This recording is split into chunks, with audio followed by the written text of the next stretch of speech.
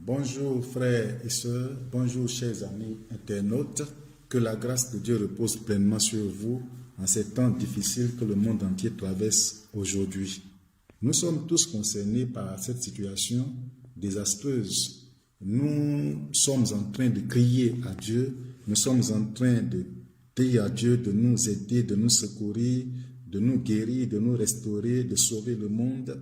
Et pendant que nous le faisons, nous devons rester toujours connectés à ce Dieu en nous appuyant sur la parole du Seigneur, en nous appuyant sur les promesses du Seigneur, en demeurant également dans l'obéissance à cette parole.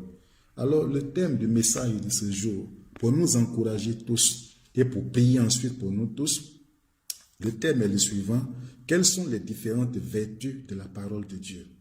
La parole de Dieu est au commencement de toutes choses. Elle était avec Dieu, elle est même Dieu, et Dieu créa toutes choses par cette parole. Je voudrais vous dire également que l'Église, le corps de Christ, vit par cette parole. Elle se nourrit de cette parole, elle est restaurée par cette parole, elle est consolée par cette parole, elle est orientée par cette parole. Dans le livre de Jean, chapitre 6, verset 51, il y est dit: « Je suis le pain vivant qui est descendu du ciel. Si quelqu'un mange de ce pain, il vivra éternellement. » Donc une manière de dire, une façon de dire que celui qui accepte Jésus, il vivra éternellement, il n'aura pas faim. Voilà, son âme sera restaurée, son âme sera guérie. Dans le livre de Matthieu 4, verset 1 à 3, Jésus, avant de commencer son ministère, juste après son baptême, se retira un temps soit peu dans le désert où il jeûna et pria pendant 40 jours et 40 nuits. La Bible nous dit qu'au terme de ce jeûne et prière, il fut tenté par le diable.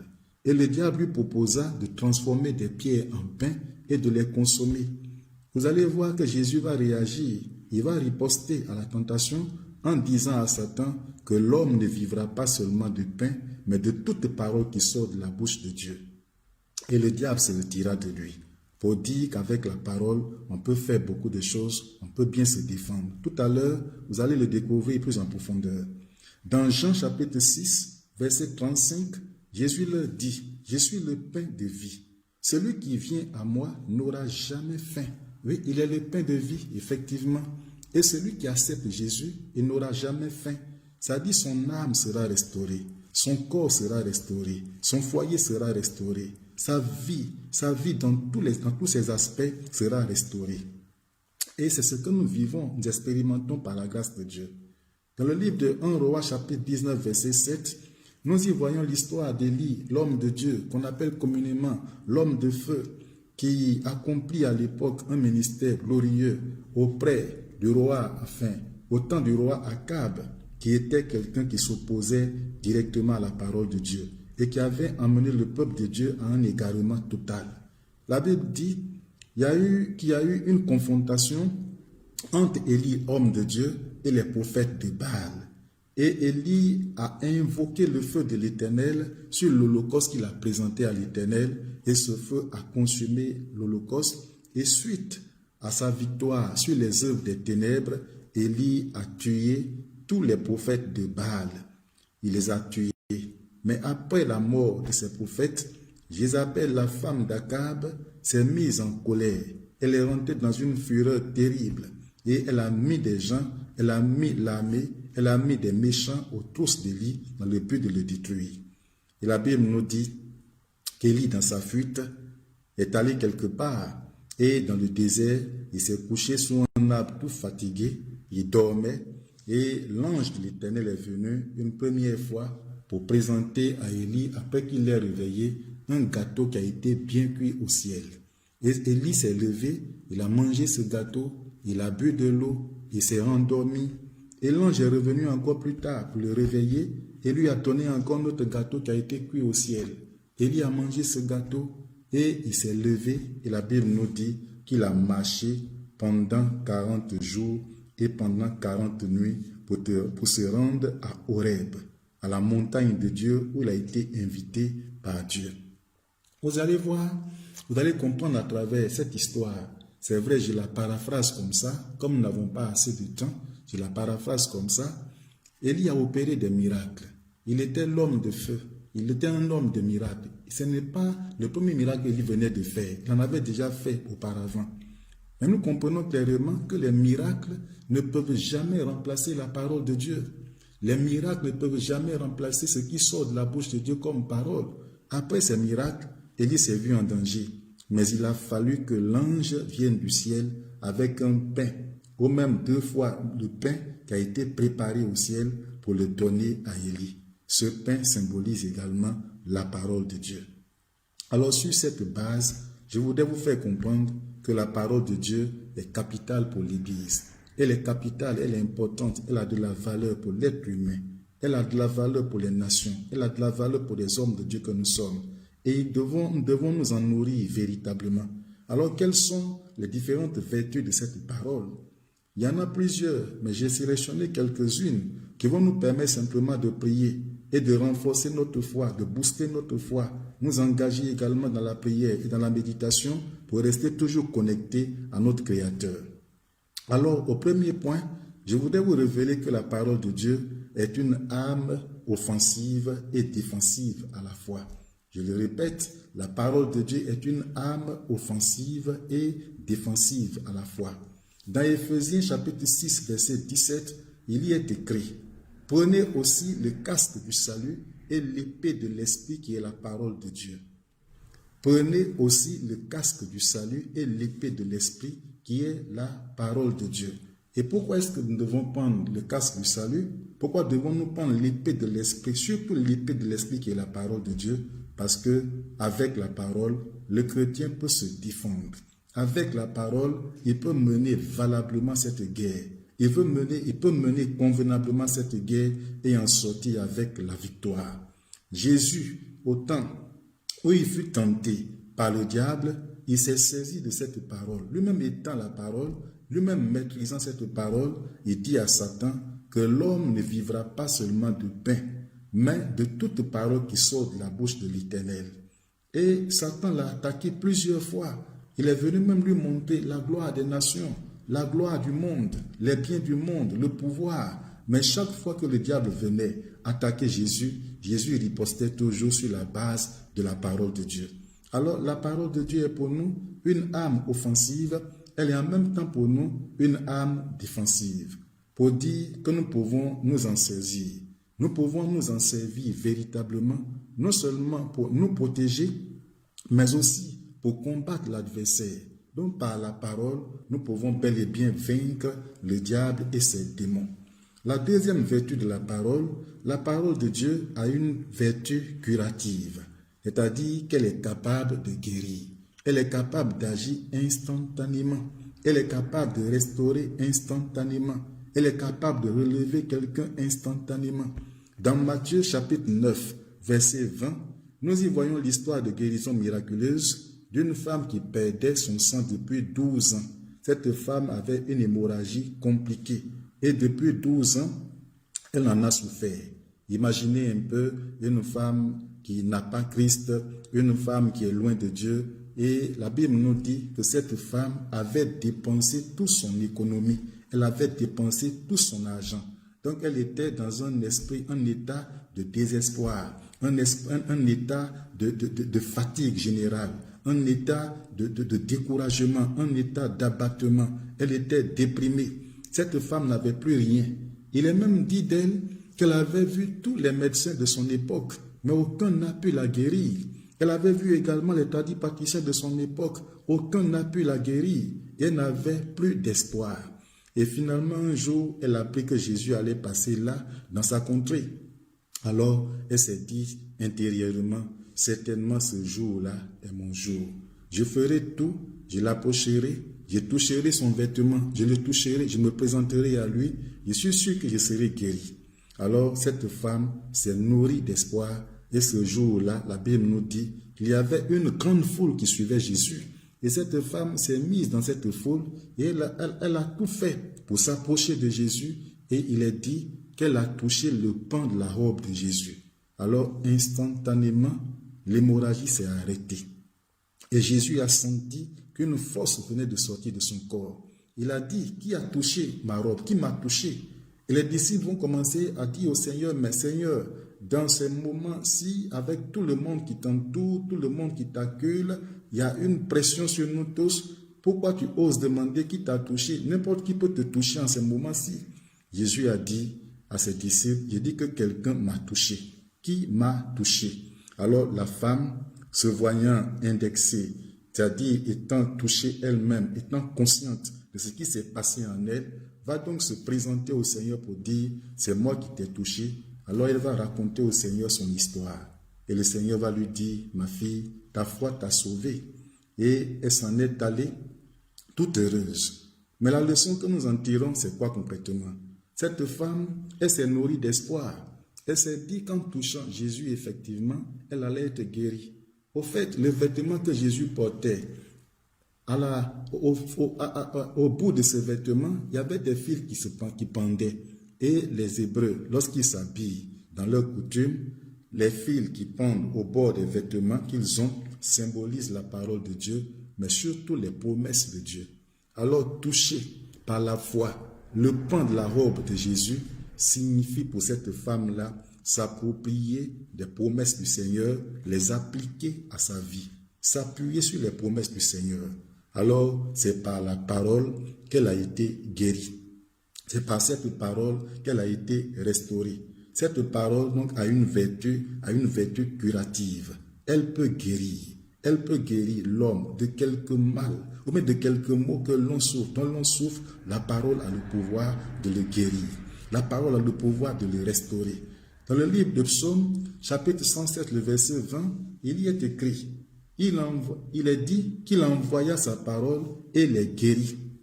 La parole, lorsqu'elle est prêchée dans la vérité, lorsqu'elle est prêchée avec puissance, avec autorité, cette parole, elle a le pouvoir non seulement de guérir les cœurs, mais aussi de guérir les corps. Donc la parole de Dieu a une vertu curative. Je voudrais dire à quelqu'un ce matin ou bien ce jour, quels que soient les maux dont tu souffres, quelles que soient les douleurs dans ton cœur, quelles que soient les déceptions que tu as connues, quelles que soient les persécutions que tu traverses, quelles que soient les douleurs dans ton âme, la parole de Dieu te guérit ce matin au nom de Jésus. Quelles que soient les épreuves que tu connais, même si tu es attaqué, tu es atteint par ce virus, coronavirus, COVID-19, quelle que soit l'ampleur de la maladie, la parole de Dieu te guérit au nom de Jésus. La parole a une vertu curative. As-tu un cancer? As-tu un problème au niveau de tes reins? As-tu un problème au niveau de tes articulations? As-tu des maux de tête chroniques? La parole de Dieu, sache-le ce matin, a une vertu curative. Et par sa vertu curative, elle te guérit au nom de Jésus. Troisièmement, la parole de Dieu a une vertu protectrice. Donc, elle te protège. Elle agit mieux qu'un vaccin. Dans Apocalypse, chapitre 3, verset 10, il y est écrit, « Parce que tu as gardé la parole de la persévérance, je te garderai aussi à l'heure de la tentation qui va venir sur le monde. » Ah, c'est important et c'est intéressant. Je voudrais répéter ce verset. « Parce que tu as gardé la parole de la persévérance, je te garderai aussi à l'heure de la tentation qui va venir sur le monde. » Donc, lorsqu'on garde la parole de Dieu, lorsqu'on vit par cette parole, la Bible nous dit que Dieu va nous garder également à l'heure de la tentation qui viendra sur le monde. Josué a eu la recommandation de la part de Dieu, où Dieu dit à Josué que ce livre de la loi ne s'éloigne point de ta bouche. Médite-le jour et nuit et observe tout ce qui est écrit. En le faisant, tu pourras avoir du succès dans toutes tes entreprises. Les guerres que tu vas mener, les combats que tu vas mener, les entreprises que tu vas entreprendre, les actions que tu vas poser vont te réussir si tu gardes ma parole dans ton cœur. Et cette parole te concerne. Parce que tu as gardé la parole de la persévérance, je te garderai aussi à l'heure de la tentation qui va venir sur le monde. Présentement, il y a une guerre, la tentation qui prévaut, l'attaque qui prévaut dans ce monde aujourd'hui. Pour en être préservé, il faut que tu parviennes à avoir la parole de Dieu avec toi. Il faut l'avoir dans ton cœur. Dans Psaume 91, verset 1 au verset 8, que je lis encore, Ces versets sont importants pour nous. Il y est écrit, « Celui qui demeure à l'abri du Très-Haut repose à l'ombre du Tout-Puissant. Je dis à l'Éternel, mon refuge et ma forteresse, mon Dieu en qui je me confie, car c'est lui qui te délivre du filet de l'oiseleur, de la peste et de ses ravages. Il te couvrira de ses plumes et tu trouveras un refuge sous ses ailes. Sa fidélité est un bouclier et une cuirasse. Tu ne craindras ni les terreurs de la nuit, ni la flèche qui vole de jour, ni la peste qui marche dans les ténèbres, ni la contagion qui frappe en plein jour, en plein midi, pardon. Le verset 7 dit que 1000 tombent à ton côté, que 10 000 tombent à ta droite. Tu ne seras pas atteint, mais tu regarderas seulement de tes yeux et tu verras la rétribution des méchants. Que tout le monde dise Amen. Cette parole, elle est capitale pour nous. Elle est très puissante pour nous. La parole de Dieu a une vertu protectrice. Et le Seigneur dit que nous pouvons rester. Et par la parole de Dieu, nous sommes couverts sous les ailes de l'Éternel. Dieu est pour nous un refuge.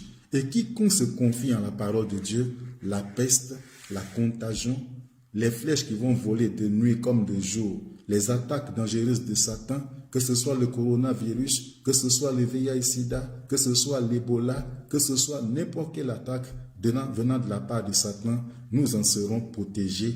Pourquoi? Parce que nous avons en nous la parole de Dieu. Parce que nous avons avec nous la parole de Dieu. Parce que nous vivons la parole de Dieu. Alors, tu n'as rien à craindre, mon frère.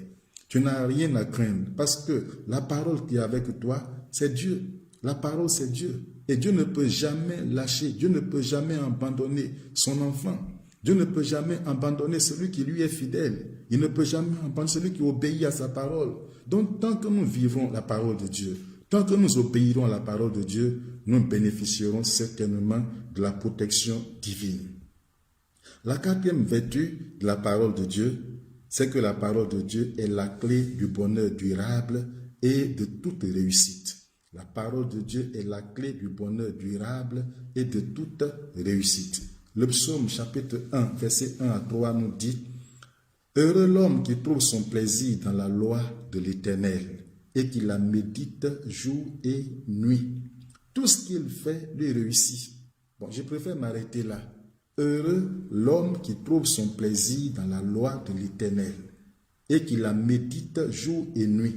Tout ce que l'homme l'a fait lui réussit. Donc, il est vital pour tout enfant de Dieu de prendre le temps de lire et de pratiquer la parole de Dieu. Je dis bien qu'il est vital pour tout enfant de Dieu de lire et de mettre en pratique la parole de Dieu. Parce qu'en le faisant, tout ce que tu feras va te réussir. La parole de Dieu, la dernière vertu, comme je le dis, cette vertu, elle est relative à la réussite, elle est relative à notre bonheur et un bonheur durable. Il y a des gens qui certainement sont dans le bonheur ou alors ils y entrent. Je ne sais pas par quel moyen, mais ces bonheurs qu'ils obtiennent ne sont pas durables. Mais le bonheur que Dieu nous octroie, les grâces que Dieu nous accorde, l'élévation que Dieu nous accorde, les positions dans lesquelles il nous met sont des positions durables.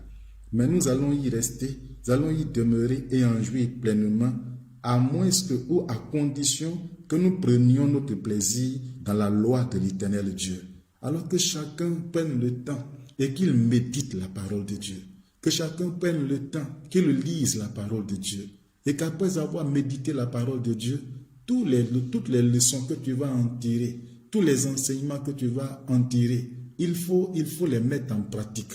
Oui, écouter la parole, c'est une bonne chose. Rentrer en contact avec la parole, c'est une bonne chose. Posséder la parole, l'avoir dans sa voiture, l'avoir dans sa maison, l'avoir dans sa bibliothèque, l'avoir sur la table à manger, l'avoir même dans la cuisine, l'avoir même dans les toilettes, parce que j'en ai vu. Il y en a qui mettent la même dans les toilettes pour être en contact à tous les niveaux, dans tous les coins et recoins de leur maison, pour être en contact avec la parole de Dieu. Tout ça là, c'est bon. Mais il faut la lire. Il faut la méditer. Il faut également, après l'avoir médité, il faut la pratiquer. Alors que l'Église se lève véritablement, qu'elle s'intéresse à la parole de Dieu, qu'elle la pratique. Et en la pratiquant, en obéissant à cette parole, nous aurons certainement ou alors nous allons bénéficier certainement de toutes ces merveilleuses vertus. Nous allons être protégés, nous allons jouir du bonheur durable, nous allons être nourris, nous allons nous épanouir sur tous les plans, nous allons mener le combat, nous allons aller au front, nous allons en revenir avec la victoire par la grâce de Dieu. Nous sommes en train de traverser, bien aimés, des moments difficiles.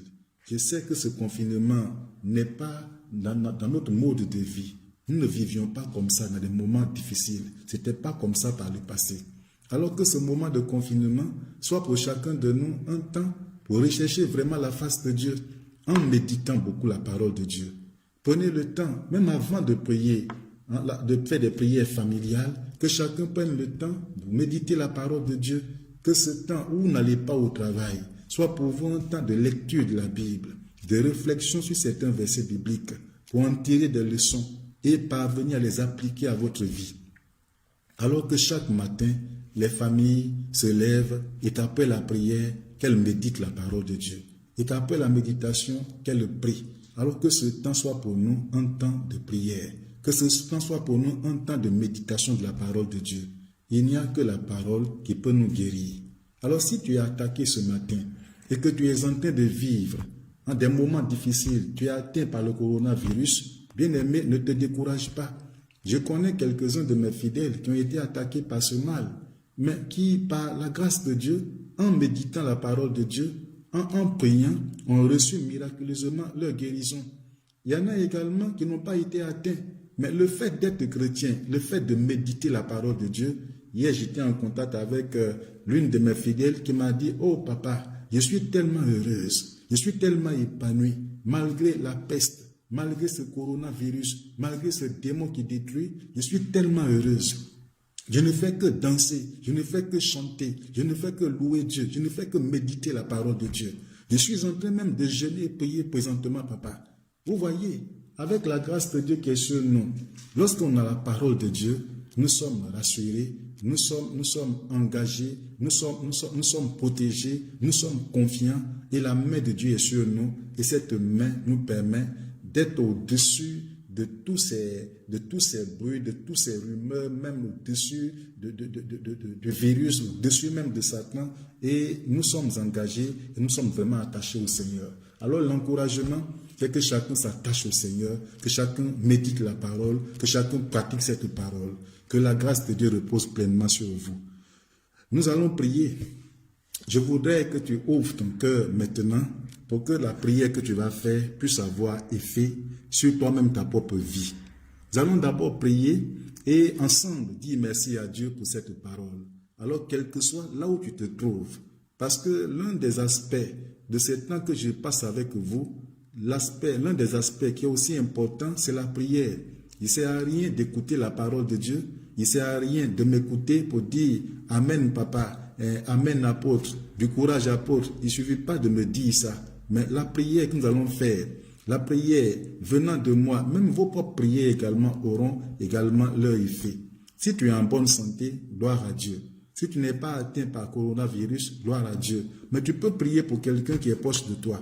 Tu peux prier pour le corps de Christ, pour sa préservation contre cette maladie. Tu peux prier pour le monde entier, tu peux prier pour tes serviteurs, les serviteurs de Dieu. Tu peux prier pour ta famille également. C'est pourquoi nous allons nous tenir maintenant et je vais prier avec vous. Nous allons dire merci à Dieu pour cette parole que nous venons d'écouter. Nous allons dire merci à Dieu et en même temps demander aussi pardon à Dieu pour toutes les fois que nous avons négligé d'écouter la parole. Toutes les fois que nous avons négligé de méditer la parole de Dieu. Il y en a même qui malheureusement n'ont pas de Bible dans leur maison.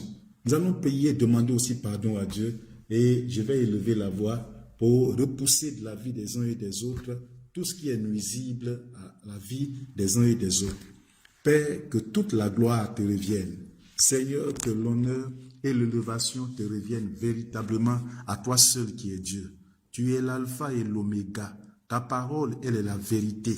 Elle est la seule source de vie. Elle était au commencement. Elle est même encore présente aujourd'hui. Nous ne pouvons rien faire sans elle. Nous ne sommes rien sans elle. Seigneur, merci de nous l'avoir donnée. Merci de nous l'avoir enseignée par ton serviteur. Que la gloire te revienne à toi seul qui es Dieu. Merci Tout-Puissant, au nom de Jésus. Aussi, Nous nous approchons de toi. Oui, je te présente ce matin tes enfants, tes fils et tes filles, qui dans ces moments d'épreuve ont oublié même la parole, ont oublié de méditer, ont oublié de pratiquer la parole et qui malheureusement sont plongés dans des temps d'incertitude, dans des temps de doute, de peur, de frayeur, d'instabilité, qui sont même déprimés présentement parce que, Père, la foi a commencé à leur manquer, parce qu'ils ont oublié la parole. Daigne leur pardonner leurs péchés, daigne les rapprocher de toi et manifeste-toi Tout-Puissant pour que le cœur de chacun de nous, chacun d'eux revienne à tes pieds pour se rattacher à toi en méditant la parole de Dieu qui a une vertu protectrice, une vertu curative, une vertu qui restaure, une vertu qui nous octroie le bonheur. Béni soit ton nom parce que tu ramènes les cœurs à toi. Par la même occasion, je voudrais prier, Père Tout-Puissant, pour tout un chacun, afin que la foi des uns et des autres soit relevée, afin que la foi des uns et des autres soit boostée par la parole que nous venons d'avoir. Manifeste-toi dans ta gloire, dans la vie de ton peuple. Relève-les, restaure-les. Père Tout-Puissant, ceux qui sont découragés, ceux qui sont abattus, relève-les par cette parole. Ceux qui sont, Père Tout-Puissant, dans un état de rétrogradation, ramène leur cœur à toi. Ceux qui sont, Père, déprimés parce qu'ils sont attaqués par la maladie, ramène leur cœur à toi. Ramène leur cœur à toi, car il n'y a que la parole de Dieu seul, ta parole seule qui peut nous relever, ta parole seule qui peut nous guérir. Seigneur, tu as le pouvoir par cette parole de guérir, car elle a une vertu curative. Elle peut guérir instantanément, comme elle a guéri autrefois la femme qui perdait son sang depuis 12 ans. Elle peut guérir des malades. C'est pourquoi je te recommande la vie de mon frère, la vie de ma soeur qui est malade présentement. Manifeste-toi dans sa vie et que toute maladie qui, dans son corps, est en train de faire un travail négatif, de détruire son corps. Seigneur, je combats toutes ces maladies par la parole de Dieu, au nom de Jésus. Que ce soit les œuvres de la sorcellerie, que ce soit des envoûtements, que ce soit des possessions démoniaques, je me ligue contre vous. Il est écrit dans la parole de Dieu que 1000 tombent à ton côté, 10 000 tombent à ta droite, tu ne seras pas atteint, mais seulement tu regarderas et tu verras la rétribution des méchants. Je combats ces esprits méchants, ces esprits de mort précoce, ces esprits destructeurs. Je fais de vous mon marchepied, je brise tous vos liens à l'instant même. Au nom de Jésus-Christ, je combats la peur, je combats la frayeur, je combats l'incertitude qui prévaut présentement dans la vie de mon frère, dans la vie de ma soeur, quel que soit l'impact que tu as sur mon frère et ma soeur. Je t'ordonne de t'en aller, je t'ordonne de les quitter à l'instant. Au nom de Jésus-Christ, au nom de Jésus-Christ, que tout germe, que tout virus dans leur corps, que ce soit le coronavirus, que ce soit le VIH-Sida, que ce soit un cancer de sang, que ce soit un cancer d'une quelconque partie de leur corps, je m'oppose à toi, je m'attaque à toi et t'ordonne formellement de t'en aller, de libérer la vie de mon frère, de libérer la vie de ma soeur. Au nom de Jésus-Christ, vous êtes vaincus. Que vos liens sont brisés au nom de Jésus-Christ, que tout esprit méchant attaquant également la vie de plusieurs d'entre mes frères par le manque de prière, par le manque de méditation de la parole de Dieu, par le manque de foi présentement. Je me lève contre vous et je vous combats par la parole. Je me lève contre vous. Je déstabilise toutes vos œuvres par l'autorité que Dieu m'a octroyée. Libérez les cœurs à l'instant au nom de Jésus. Que les plaintes, les murmures dans leur vie, les empêchant de s'attacher à Dieu par la méditation de la parole de Dieu, je vous ordonne formellement de vous en aller, de libérer leur vie à l'instant, au nom de Jésus. Ô Seigneur, que toute la gloire te revienne à toi seul, que l'honneur et l'élévation te reviennent parce que tu tiens tout l'univers entre tes mains. Ta parole créatrice, ta parole restauratrice, ta parole protectrice, ta parole source de bonheur, nous fait du bien.